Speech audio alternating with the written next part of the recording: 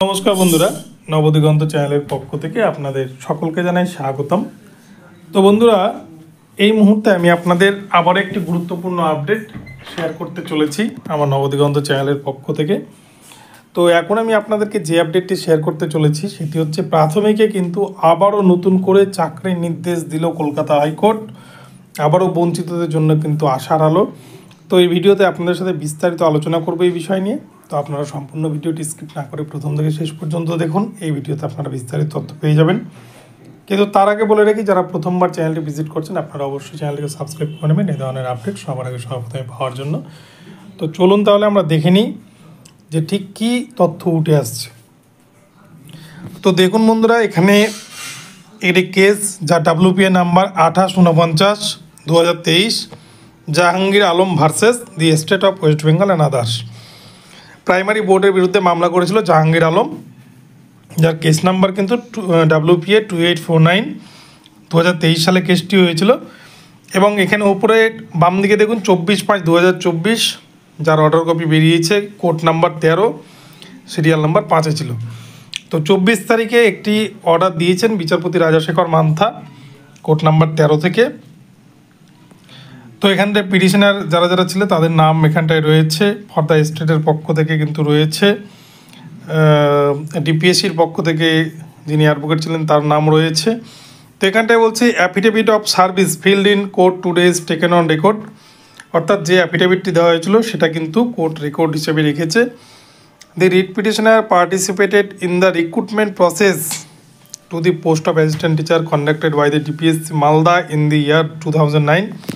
এটি কিন্তু 2009 সালের মালদা ডিপিএসসির একটি মামলা, যেখানটায় কিন্তু এই জাহাঙ্গীর আলম তিনি বঞ্চিত হয়েছিলেন বলে মামলা করেছিলেন কলকাতা হাইকোর্টে, যার এগেনস্টে কিন্তু বিচারপতি রাজাশেখর মান্থা তিনি তাকে চাকরির নির্দেশ দিয়েছেন।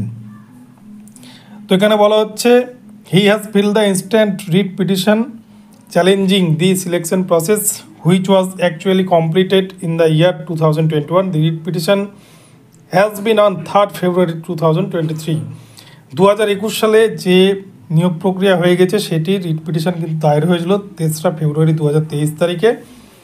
এই জাহাঙ্গীর আলম দায়ের করেছিলেন এবং সেখানে তিনি বঞ্চিত হয়েছিলেন বলে কিন্তু পুরো সিলেকশন প্রসেসটাকে চ্যালেঞ্জ করেছিলেন, যেখান থেকে বিচারপতি রাজাশেখর মান্থা তিনি কিন্তু দেখেছেন যে সেই ক্যান্ডিডেট বঞ্চিত হয়েছে এবং তার এগেনস্টে তিনি তাকে নিয়োগের অর্ডার দিয়েছেন।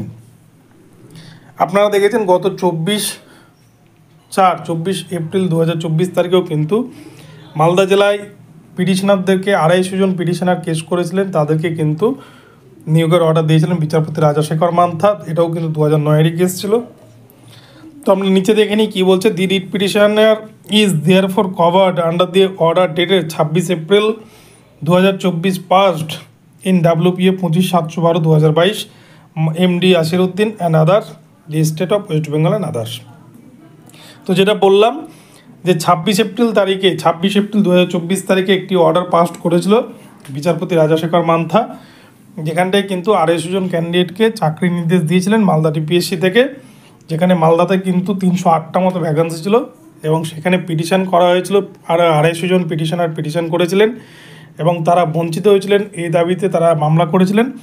সকলকে কিন্তু নিয়োগের অর্ডার দেন বিচারপতি রাজাশেখর মান্থা, যার WPA নাম্বার ছিল 25/7/2022। এই নাম্বারের সাথে কিন্তু এই মামলাটিকে ট্যাগ করে দেওয়া হয়েছে, এই অর্ডারের সাথে কিন্তু এই অর্ডারটি ট্যাগ হয়ে গেছে। তো বলছে the petitioners shall be entitled to appointment on the same terms and condition as mentioned in the said order. অর্থাৎ আগের অর্ডারে তিনি যে অর্ডার কপি বলেছিলেন, যে শর্তগুলো দিয়েছিলেন সেগুলো কিন্তু একই রকম বহাল থাকছে জাহাঙ্গীর আলমের ক্ষেত্রে। The petitioner shall produce his documents along with the copy of this order before the DPSC Malda, who shall carefully scrutinise the same and thereafter take steps according to the aforesaid order and the order dated 26 April 2024. তো বলছে with the aforesaid observations the instant writ petition shall stand disposed of, এবং 26 April 2024 তারিখের ওই মামলার পরিপ্রেক্ষিতে এই মামলাটিকে order দেন এবং তারপরে কিন্তু মামলাটিকে ডিসপোজ করে দেওয়া হয়েছে। অর্থাৎ আর নতুন করে কিন্তু মালদা ডিপিএসসির ওপর তিনি আর কোনো মামলা নেবেন না। তো এটা হচ্ছে রাজশেখর মান্থা স্যারের অর্ডার কপি, এবং এই অর্ডার কপির ভিত্তিতে কিন্তু বেশ কিছু ক্যান্ডিডেট মালদা ডিপিএসসি 2009 সালের রিক্রুটমেন্ট প্রসেস থেকে চাকরি পেতে চলেছেন প্রাথমিকের শিক্ষক হিসেবে। তো এটা বঞ্চিতদের জন্য কিন্তু কিছুটা হলেও ভালো খবর, আশার আলো। তো বন্ধুরা, ভিডিওটি আপনাদের যদি ভালো লাগে তাহলে অবশ্যই চ্যানেলকে সাবস্ক্রাইব করবেন এবং এই ধরনের আপডেট প্রতিনিয়ত পেতে চ্যানেলটিকে ফলো করতে থাকুন। ধন্যবাদ সকলকে, সকলে ভালো থাকবেন। পরবর্তীতে আবার নতুন আপডেট নিয়ে আসবো। দেখা হচ্ছে পরবর্তী ভিডিওতে।